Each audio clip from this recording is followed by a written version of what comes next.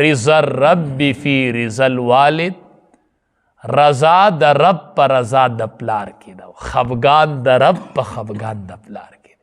پلار خپه دی، رب خپه دی. پلار خوشحاله دی، رب خوشحاله دی.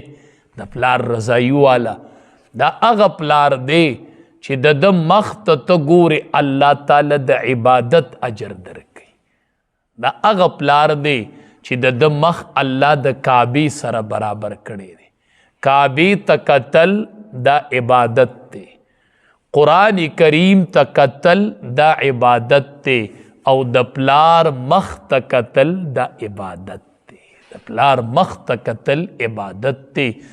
بختور دی هغه خلق چې الله د حرمینو سفر نصیب کی او سره د مور او پلاره.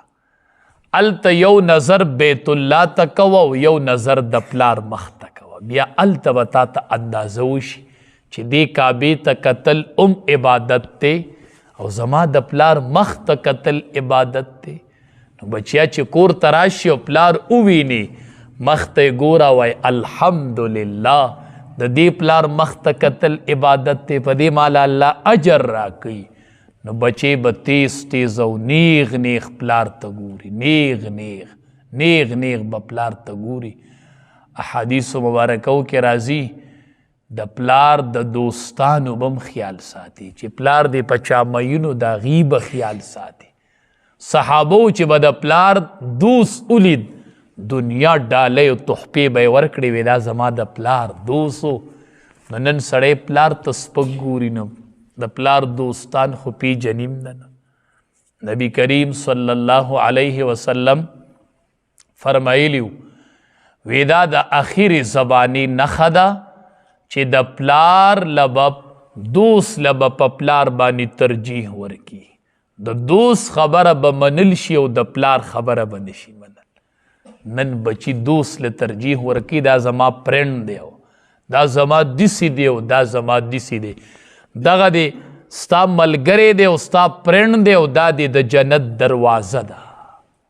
د ده مخ ته چې ته وګورې د رحمت په نظر الله د یو حج قبول شوي اجر الله درکوي.